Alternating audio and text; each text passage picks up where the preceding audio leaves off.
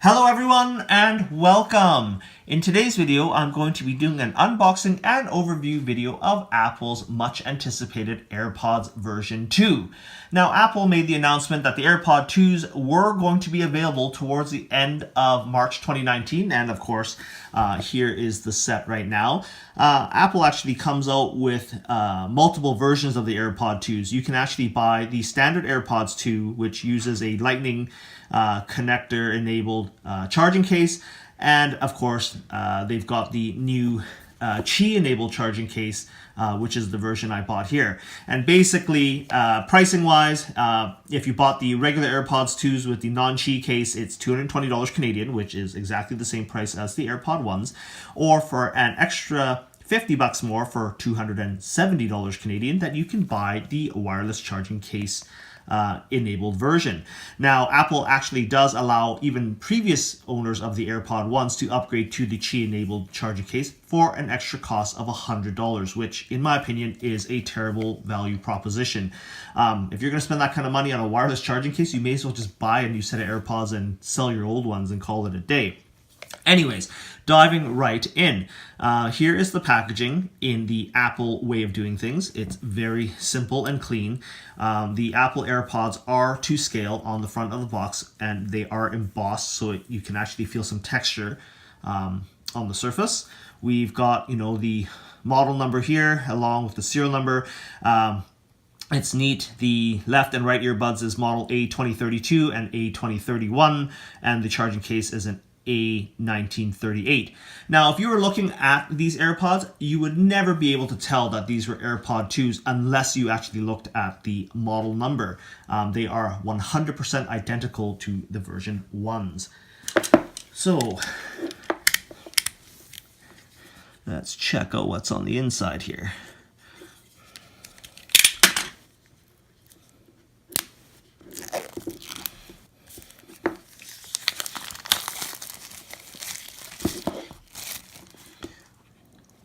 Just crack this open.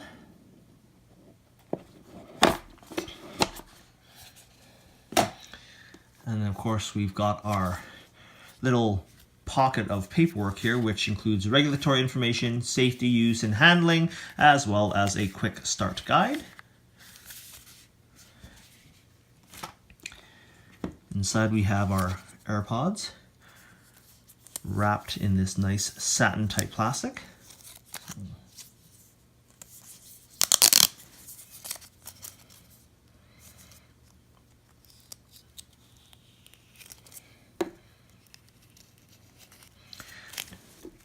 So this is a close-up.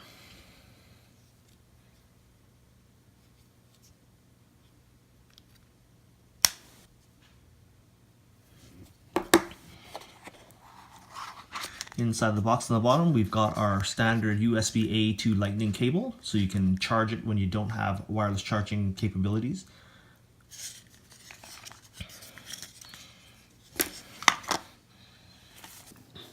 So here's a close-up view of the wireless charging case.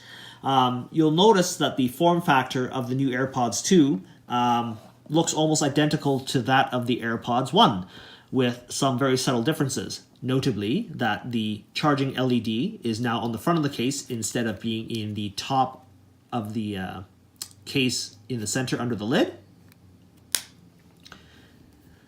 There's also a matte or brushed aluminum hinge on the back versus the highly polished stainless steel one on the AirPods 1.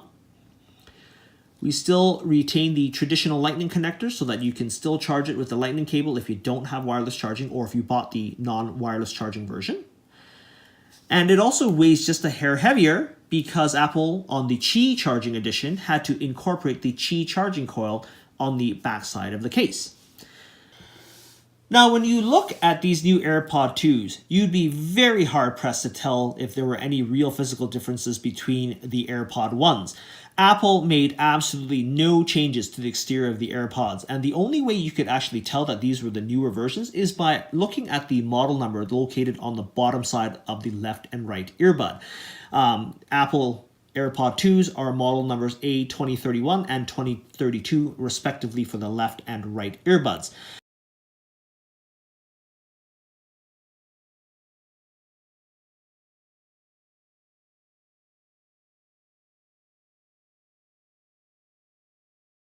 All right, so I'm just going to do a quick demo here to show you how ridiculously easy it is to pair up a set of AirPods to your iOS device.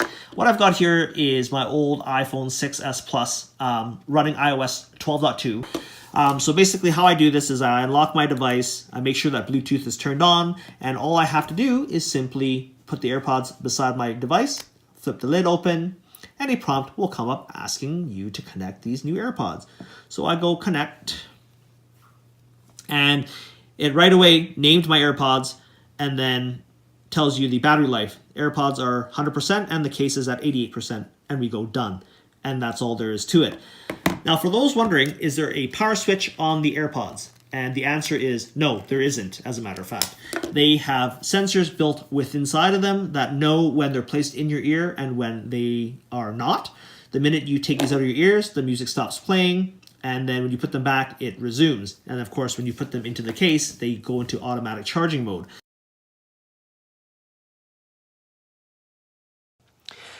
Okay guys, so I've spent enough time showing you the unboxing side of things as well as all the techno babble on why these headphones are improved over the version 1s.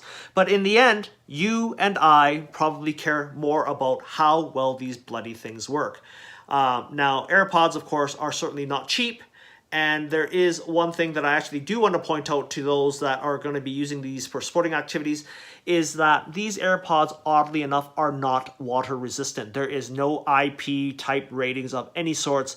Apple has made it very clear that these things can get damaged by moisture or excessive moisture, which is weird because a lot of folks, I'm sure, would use this type of earbud at the gym and while on the go.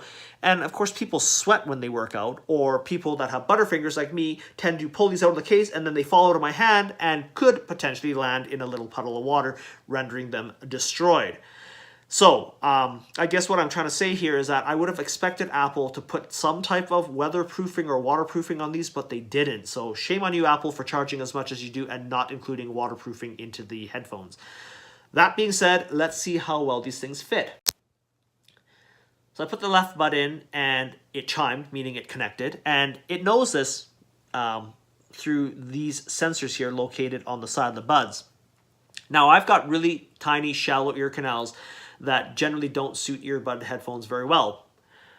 But interestingly enough, these headphones feel very unobtrusive and they seem to sit quite well inside my ears. And no matter how hard I shake my head or whack my head, that these earbuds, or these AirPods, I should say, show no signs of movement. So I can already almost tell now that they will not likely fall out during your workouts. I like to do a lot of distance running as well as distance cycling, and I just can't see these things popping out.